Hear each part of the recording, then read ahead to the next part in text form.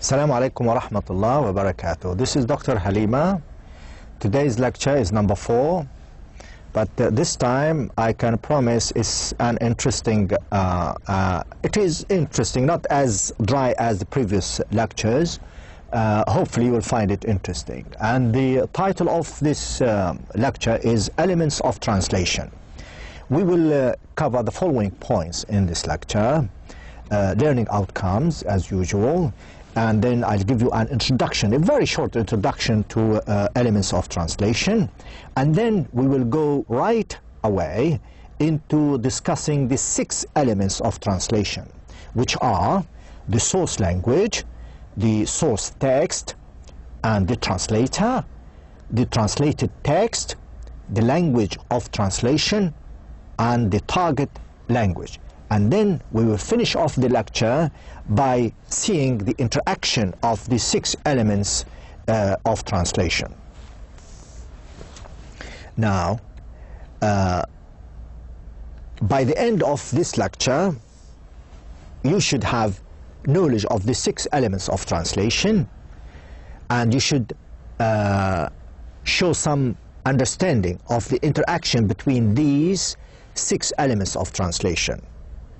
So, by the end of this lecture, you should ask yourself, do I know the 6 elements of translation? Do I have some kind of understanding of the interaction among these 6 elements? If you can answer this question, then you are all right. You have learned something. If you can't, then you should really go through the slides again and again until you achieve the learning outcomes. Now, regarding elements of translation, in general, there are 2 types of elements. Linguistic element, known as a linguistic verbal sign involving SL, the source language, and TL, the target language. And the situational or contextual element involving both SL and TL. This element determines translatability, not the linguistic sign. Now, what concerns us from this particular point is the situational element, because this element determines translatability, not the linguistic aspect of it. Now, the situational elements of translation are, very briefly, semantic element or semantic field, physical environment, social reality, phonetic realization, the addressee. Now, all these points will become clearer to you by the end of the lecture when we go through each element separately. Now, as I mentioned in my introduction, the 6 elements of translation, we will be going in more detail about the source language. We will discuss the source text. We will see the what is related to the translator as a major element in the translation, then the translated text, then the language of translation, then the target language. Now, these are the elements of translation. Let's take number 1, the source language. The source language, it has the initials of SL. So whenever you have SL in a translation textbook, means the source language. What is the source language? Now, I would like you to agree with me that we have examples of Arabic and English. Arabic is the source language, and English is the target language. If you want to translate from Arabic into English. Then if you want to translate from English into Arabic, then the source language is English and the target language is Arabic. So It is the language to which the text to be translated belongs. The source language exists as a language regardless of translation. Now, regardless of translation, the source language is there. Arabic is there, English is there, whether we translate from it or not. Any source language, whether Arabic, English, French, or Chinese, or whatever, has its own meanings, grammar, sounds, culture, tradition, even if it doesn't have a writing system or a linguistic studies. Now, the source language, again, is the starting point of any translation. The starting point of any. It means that you can't translate unless there is a source language, can you? So, the source language is the starting point of any translation. And the source language constitutes an essential point when investigating the translation phenomena. Again, if you want to investigate or do research on translation, you have to use the source language. So, source language, these are the main points relating to the source language. I hope they are clear and straightforward. Now, element number 2, the source text. So we have a source language, okay, Arabic. Now we want to take a text, a source text from Arabic to translate it into English. Now the source text is the text which has been chosen for translation. So we have so many texts in Arabic, and we want to translate a text from Arabic into English. So we choose one text from Arabic for translation. This text could be spoken or written message, or even both. Now, the source text, we take the source text from the source language, and we give it to who? To the translator. You don't give it to anybody. To the translator, to do what? To translate it. The translator doesn't choose the text. You give the text to the translator, especially in companies. But the translator, of course, if you want to translate on your own, it's fine. It is out of your interest. If you want to translate poetry, or if you want to translate, let's say, religious text out of your interest, this is fine. Or if you want to do translation for research purposes. But this happens very rarely. What happens is normally users or clients go to the company, to translation company, they say, please translate to me this text. The translator say, okay, I will do that. Now the source text you take it from Arabic, what does it do? It limits the translator. In other words, the translator cannot change parts of the text. If you say translate these 5 pages, he cannot translate only 2 or 3 pages, or he cannot delete or omit 1 paragraph or 2.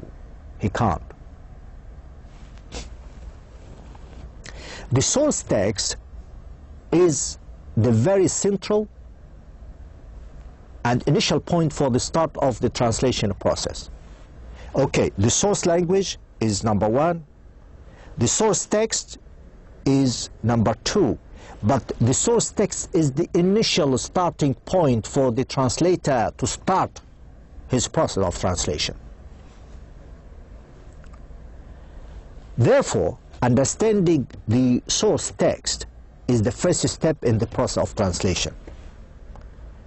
So we have source language, number 1, element 1. We have a source text, number 2, which is very, very important.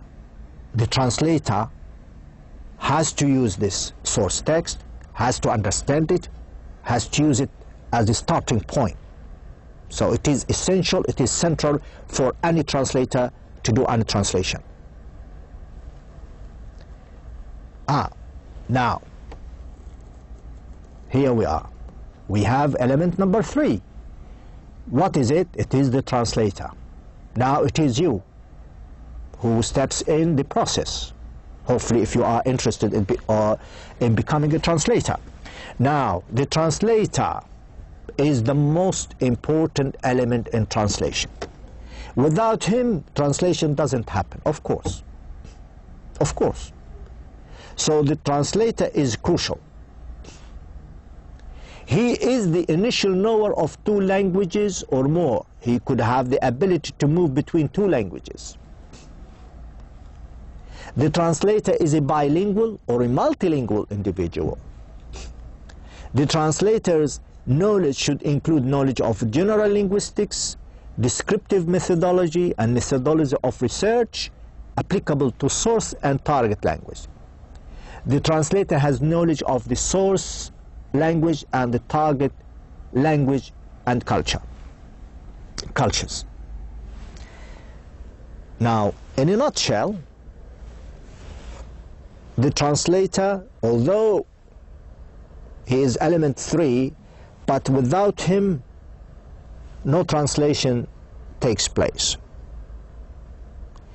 Because he is to initiate a translation, because he knows 2 languages, he knows or he has access to 2 different cultures, languages, and he has knowledge of general linguistics, methodology, and of methodology of research applicable to both the source language and the target language. So you, as a future translator, are very important, because without you,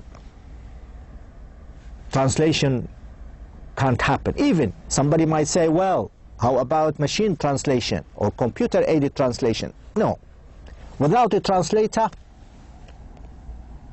I'm afraid to say no translation can take place at all, no matter how clever or smart the machine translation is. Because I know and I've seen machine translations. They are useless. Without the help of a human being translator, they can't be used. But we will talk about machine translation in due course, inshallah. Okay, so we have now element number 1, the source language. Element number 2, the source text. Element number 3, the translator. Element number 4 is the translated text, the TT, the product. The translated text is the text which results from the translation process. Clear? It is the actual definite material, written or spoken, which has been produced by conveying the meanings of the source text in terms of another language and culture. The translated text changes the receiver or addressees to a new receiver or addressee of a new language. The translated text is a very good source for investigating the translation process and the translator's ability to translate. Very briefly, the translated text is the product, is what you see on paper. It is the result of the translator's processing operation.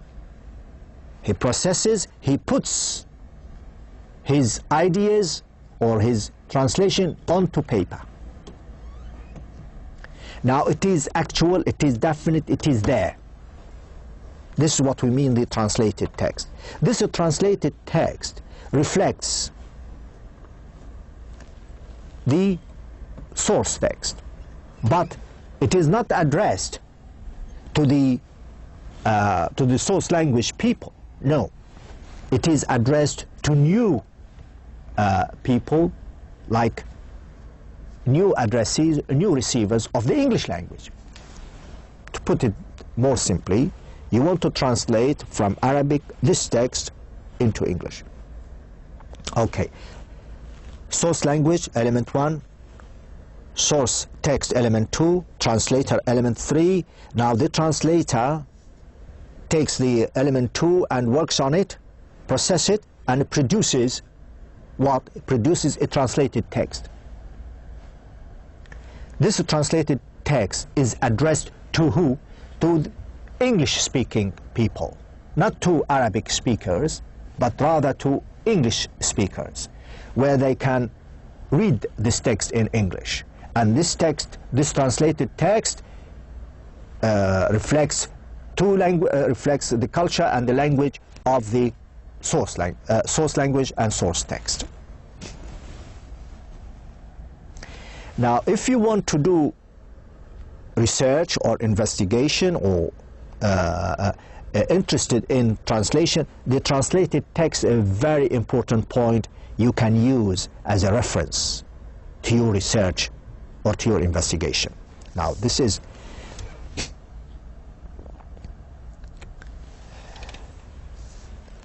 now element number 5.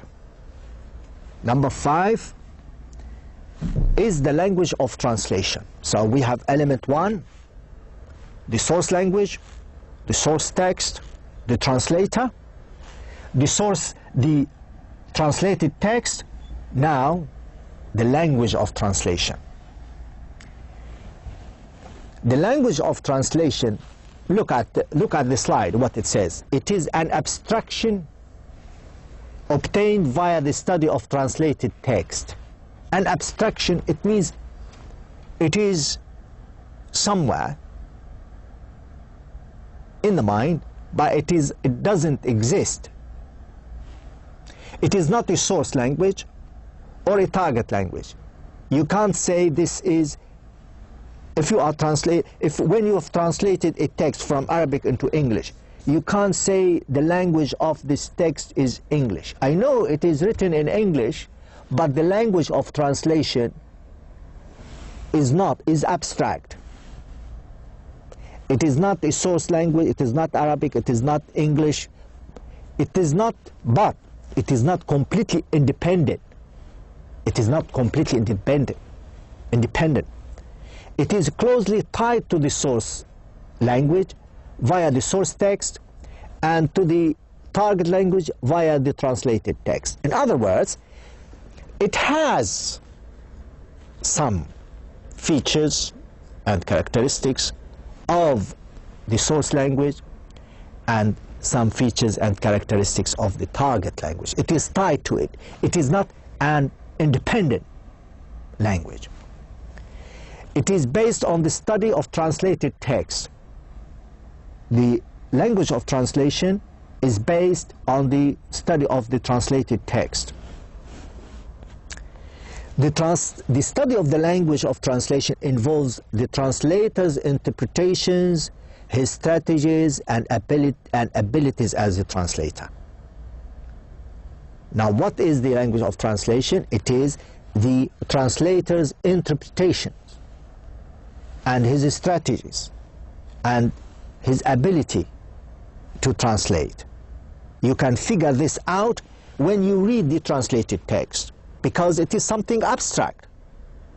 You, as a reader or as a translator, you can find right away the characteristics of the language of translation, the strategies the translator has used, or the ability of the translator, or the interpretation of the translator of the source text into the target text. Now, the language of translation remains a subjective experience internalized in the translator and within limits of his or her interpretation. Again, it is something subjective. It is not objective. It has to do with the translator, because he has done the translation. Studying the language of translation should cover a large sample of translations in as many languages as possible. Now, if you, for instance, you want to do some research in the on the language of translation, you need to have so many samples from different languages, and then you could say, okay, the language of translation in Chinese or into English or into French, into blah blah, has got certain characteristics.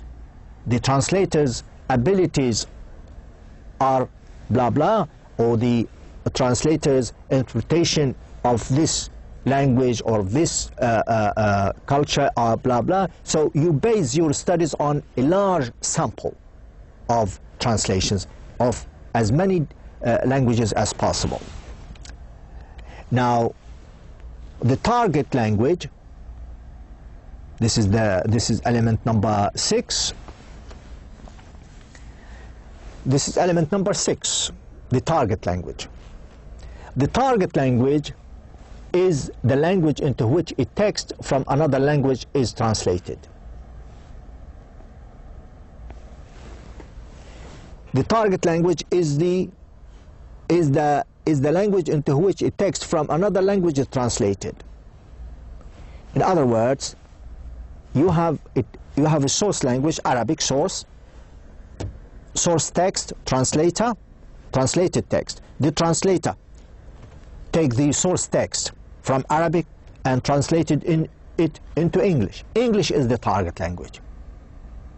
You want to translate it into French. French is the target language.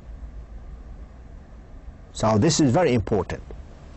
The translated text is formulated in accordance with the linguistic system and sociocultural norms of the target language. Very important point. It's a good point. Now, if you want to translate a text from Arabic into English, it's not only you are using English, but you have to use the linguistic rules of the English language. You have to use the cultural aspects of the English language. So you are using the target language linguistic aspects and cultural aspects. Target language, like any ordinary language, it is learned, studied by its native and non-native user without going into the question of translation. So the target language is an independent language. People use it, people learn it, and people study it, whether they are native or not native. Like us, for instance, we learn English, we study English, we are not native, so it is like Arabic. We learn it, we study it, and so on and so forth. So a target language is an independent language. Now, the distinctive features of the language of translation are studied and measured with reference to the rules and norms of the target language. Now, if you want to do any research or any study on the language of translation, you don't go to the source language. You don't do the language of translation on Arabic as a source language, but rather on English as a target language. So if you want to investigate the language of translation, let's say in 50 samples of different translations in English, then you have to use the English as a target language and the text translated into English by different translators. And then you can say, okay, the language of translation of these translators using English as a target language is blah, blah, blah. So these are the 6 main elements of translation. By now you should have knowledge of them. The source language, the source text, the translator, the translated text, the language of translation, and last but not least, the target language. Now, before I finish off this lecture, we need to see how these elements interact and how they work together. Now, look at this colorful slide.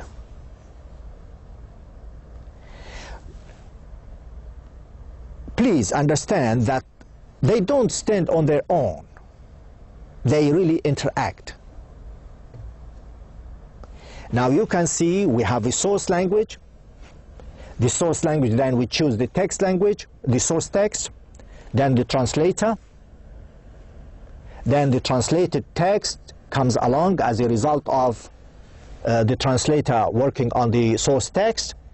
Then we have some kind of language called the language of translation. And then we have the target language. Now all these elements should be really looked at in a package. You can't just deal one on its own, no. As a translator, you need to be aware of all these elements, how they interact and how they affect one another. So I hope this is clear, and I hope also that you have found this lecture interesting. Thank you very much for listening and watching this lecture.